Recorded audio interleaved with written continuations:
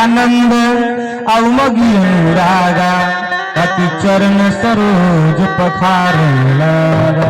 आनंद से उमग्न होकर के आज केवट ने भगवान के चरण को धोया और जैसे चरण को धोकर के और अपना गमछी से चरण को पोंछा और एक चरण को उठाकर कोई भगवान श्री राम धरती पर रख दिए और जैसे धरती पर रख दिए केवट ने कहा भगवान आप हमारे 3 घंटा का मेहनत माटी में मिला दिया। क्यों भगवान आपके चरण को मैं धूल के डर से नहीं धोया हूं, 3 घंटा से मेहनत कर रहे हैं।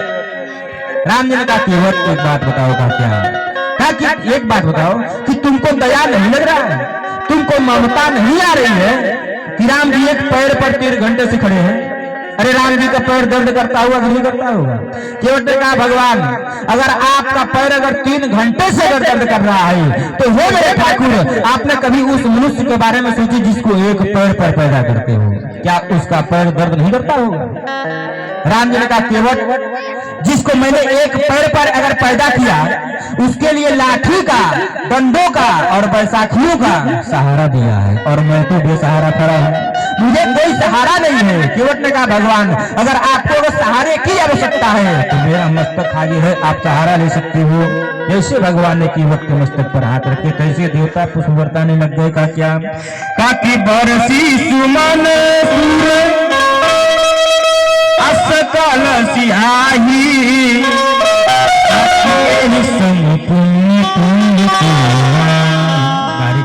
आज तुम्हारी तुलना ब्रह्मा नहीं कर सकता। का क्यों कि कुलम पवित्रम जननी कृतार्था अब सुंदरा पुनरुच्यतेन का कि स्वर्गे स्थितायु पितरों के धन्या का कि देतांकुले वैष्णो नाम धेयम। शास्त्र कहता है कि अगर परिवार में एक बेटा अगर पैदा हो जाए तो उस माँ का जन्म लेना सार्थक हो जाता है।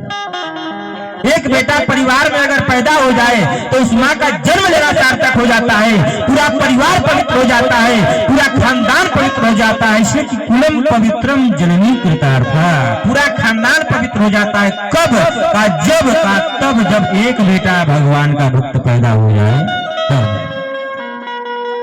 एक आदमी के 4 लड़के थे। हमने पूछा कि भैया आपके कितने लड़के? कह रहे गुरुजी 4 हैं। क्या करते हैं? तो कह रहे गुरुजी 2 है गिरफ्तार है 2 है फरार। अब ऐसे लड़के से क्या फायदा जब गिरफ्तार ही फरार हो जाओगे। लड़का एक हो लेकिन भगवान का भक्त होना चाहिए। कुलम पवित्रम जननी कृतार्था, पूरा खानदान पवित्र हो जाता है, पूरा परिवार पवित्र हो जाता है जब एक बेटा भगवान का भक्त हो जाए। तो बारे केवट आज तुम्हारी तुलना ब्रह्मा नहीं कर सकता। राम जी करें केवट तुम्हारा तुलना कोई कर नहीं सकता। राम जी करें ये लक्ष्मण का क्या का देख लो, यही केवट जो है अगले जन्म में कछुआ था। अहे लक्ष्मण तुम शेष थे, अहे सीता तुम लक्ष्मी थी और मैं विष्णु था। और यही केवट अगले जन्म में मेरा चरण छूने आता था और लक्ष्मण तुम शेष थे, बार बार फुटकार मारते थे तो यही केवट डर से भाग जाता था। लेकिन देख लो आंख खोलकर सीता और लक्ष्मण आज इस जन्म में यह केवट को छोड़ने के लिए तैयार नहीं है, इसलिए कि परमात्मा त्याग से नहीं, परमात्मा अनुराग से मिलता है। कम बिना रघुपति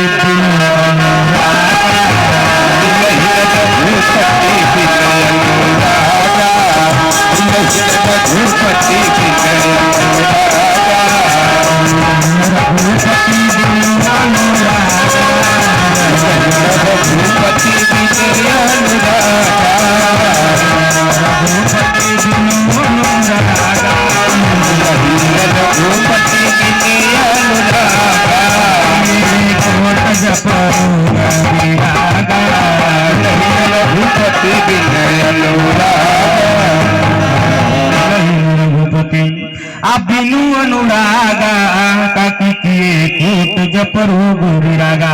अगर परमात्मा त्याग से नहीं परमात्मा अनुराग से मिलता है। मिले ही रघुपति बिनु अनुरागा, त्याग से नहीं अनुराग से मिलता है। आज राम जी ने कहा लक्ष्मण और सीता तूने मेरे चरण सेवा के लिए दोनों लोगों को क्या किया। राम जी कहा लक्ष्मण देखो दक्षिणे लक्ष्मण यस्य वामे च जनकात्मजा, दाहिना चरण लक्ष्मण तुम्हारा है और बाएं चरण सीता तुम्हारी है। अगर तुम दोनों अपने अपने हिस्से का चरण दे दो तो मैं ढुला लूं, आगे तो खड़े रहो, हमको कोई दिक्कत होने वाला नहीं। और एक बात बोले राम जी सीता और लक्ष्मण, ध्यान से सुनो। का क्या कहा, तूने मेरे चरण सेवा के लिए दो दो वस्तुओं को त्याग किया। का क्या सीता, तूने मेरे चरण सेवा के लिए दो दो वस्तुओं को त्याग किया। का क्या कहा, मेरे चरण सेवा के लिए सीता तूने नारी नैहर छोड़ी और ससुराल छोड़ी, और लक्ष्मण तू भी मेरे चरण सेवा के लिए नारी छोड़ी और महतारी छोड़ी, लेकिन आंख खोल करके देख लो आदि केवट को छोड़ने के लिए तैयार नहीं है। कुछ छोड़ ही नहीं सकता है, कुछ छोड़ने के लिए तैयार नहीं है।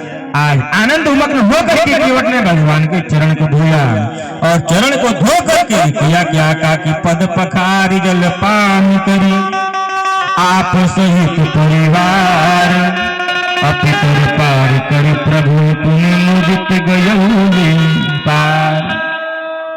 पद पखारी जल पान करी, चरण को धोकर के चरणामृत पिया, आप सहित परिवार, अपने भी पिया और परिवार को भी पिलाया।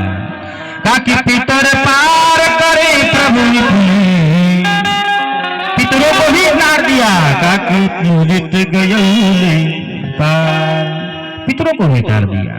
तब राम ने कहा केवट अब नाव ले आओ और हमको जल्दी से उस पार कर दो, इसलिए उस पार जाकर के बहुत काम काज करना है। तब केवट ने किया क्या कहा कि राम सखा तब नाव मंगाई, का किसी चढ़ाई चढ़ी दो भाई। केवट ने नाव लाया और नाव लाया, सीता जी नाव पर चढ़ी। रामचरितमानस में भाई भाई में संबंध कैसा होना चाहिए, पति पत्नी में संबंध कैसा होना चाहिए, घर परिवार में संबंध कैसा होना चाहिए, यह सिखाती है तुम्हें रामचरितमानस सिखाती है। रामचरितमानस जीने की कला सिखाती है और भागवत कथा मरने की कला सिखाती है कि किस प्रकार से मरा जाए, किस प्रकार से मुक्ति मिलती है। यह भागवत ग्रंथ में सिखाती है, लेकिन जीने की कला अगर सिखाती है तो कौन सिखाती है? जीने की कला से रामचरितमानस ही सिखाती है, मानस सिखाती है जीने की कला। आज नाव आया, सीता जी चढ़ने लगी। इसी प्रकार से एक संत महात्मा प्लेटफार्म पर कहीं जा रहे थे, प्लेटफार्म पर समय हुआ संध्या करने का, और प्लेटफार्म पर बैठ करके वह रामचरितमानस का पाठ कर रहे हैं। एक पति पत्नी यात्रा में जा रहे थे, देखे तो साधु महात्मा बैठ करके पाठ कर रहे हैं। वह यात्री बोले महाराज ये 500 वर्ष पुस्तक का पाठ आप क्यों कर रहे हैं? आजकल नए नए पुस्तकें आई हैं, जनरल सामान्य ज्ञान, इतने नई नई पुस्तक निकल गए महाराज, उसके बाद भी आप 500 वर्ष पुस्तक का पाठ कर रहे हो। अरे नए नए पुस्तकें के पाठ करो। तब तक ट्रेन आई और ट्रेन में थी भीड़, संत महात्मा चढ़ गए, पति पत्नी थे, यह पति भी चढ़ गया और पत्नी प्लेटफार्म पर छूट गई। अब ट्रेन चल दी, शोर मच गई कि भैया हमारी पत्नी प्लेटफार्म पर छूट गई। संत महात्मा के पास में यात्री आया, महाराज हमारी पत्नी प्लेटफार्म पर छूट गई। वो महात्मा बोले बेटा का क्या? कभी मैं प्रातः सुबह में रामचरितमानस का पाठ कर रहा था तो तूने क्या बोला कि महाराज ये 500 वर्ष पुस्तक का पाठ क्यों कर रहे हो? शायद बेटा अगर तूने रामचरितमानस का अगर पाठ किया होता तो आज तुम्हारी पत्नी प्लेटफार्म पर नहीं छूटती, इसलिए कि राम जी ने जैसे केवट से नाव मंगाए तो अपने नहीं चढ़ेगा। राम सखा तब नाव मंगाई, किसी चढ़ाई चढ़े दो भाई। पर कहीं भी यात्रा में जाइए तो सबसे पहले पत्नी को चढ़ाइए, पत्नी को चढ़ाइए।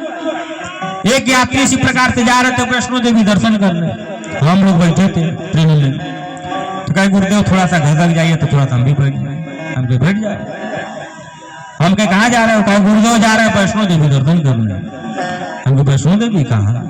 हम कहे अपने माता जी से कितने दिन से नहीं बोल रहा हूँ बेटा? तो कह रहा गुरु जी 9 महीने से। हमको बताओ अपनी माँ से 9 महीने से बोल नहीं रहे हो और माता जी को दर्शन करने जा रहे हैं। आप माँ, माँ को भगवान कहा जाता है। कहिए माँ, मुंह खुल जाएगा। अरे न विश्वास है तो कह के देख लीजिए। और वही मुंह से कहिए बाप, तो खुला हुआ मुंह बक्स से बंद हो जाता है। नहीं बंद हो जाएगा, बंद हो जाता है। माँ के आगे बेटा खुल जाता है, लेकिन बाप के आगे बेटा खुलने वाला नहीं है। इसलिए कि माँ पुण्य से मिलती है। हमारे गुरु जी कहते थे कि नाप लेना हिमालय की ऊंचाइयों को, हिमालय की ऊंचाइयों को नापने का विज्ञान ने परमाणु बनाया है। सागर की गहराई को नापने का विज्ञान ने परमाणु बनाया है, लेकिन माँ का ममता का परमाणु न तो बना था, न बना है, न कभी जीवन में बनने वाला है। माँ माँ होने के नाते प्यार करती है। और जिसकी माँ न हो, जिसकी माँ न, उससे पूछो कि माँ न होने का दर्द कैसा होता है। जिसकी माँ न, उससे पूछो कि माँ न होने का दर्द कैसा होता है। भगवान भक्तों की रक्षा जो करता है तो त्रिपुरारी बन करके नहीं करता, असुरारी बन करके नहीं करता, मुरारी बन करके नहीं करता।